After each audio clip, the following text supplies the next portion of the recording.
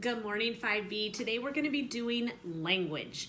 So go get your language book and open up to page 245. If you have to pause this video for a second to go get it, go ahead and do that and then come back.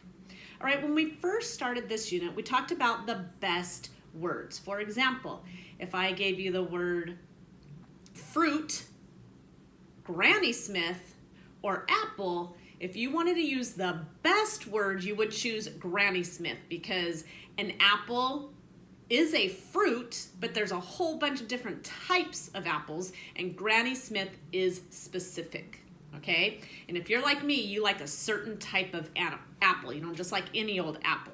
Like the Red Delicious to me are super gross, but I love Granny Smith. I love the Gala. At any rate, we want to make sure that we're choosing the best word. Well, for today, we're going to do page 247, and we're going to do the right word for the right sound, okay? So we're going to show our ability that we can use exact and specific words by choosing the best word to describe the sound of each noun in the exercise. So you have your green box on top of page 247, and then we have a whole bunch of different nouns, and we're going to try and put the word with the noun. For example, the blank of a tea kettle. You guys probably don't have tea kettles at home, but tea kettles make a whistling sound when they start to boil. There's like a little cap on it, and then it has a hole in it, and as soon as the water starts boiling, it starts whistling so that you know that the water is ready to go. So number one would be the whistle of a tea kettle. Now, if you're like every other kid and you've heard your teacher say, I want it so quiet you can hear a pen drop, a lot of you guys have like dropped your pen and you can hear it drop on the ground. But what if I were to take a book, like your big math book or your language book or your history book, and I were to drop it on the floor? It'd be a huge thud, right? So number two would be the thud of a dropped book, so on and so forth.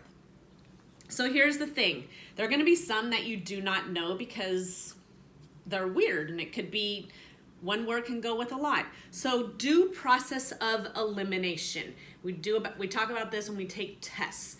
If you have multiple choice and you know for sure could be the answer and one could be the answer, you mark off the two that you know that aren't going to do it. So use process of elimination.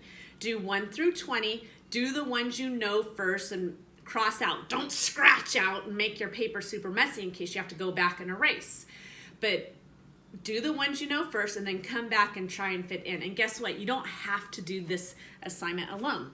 Call one of your classmates and do it with them. It's kind of fun. Two heads are better than one, okay? That's page 247. Go to page 248. We're going to talk about antonyms. You guys, whenever I think about antonyms and synonyms, synonym means same. Antonym means opposite, okay? So on page 248,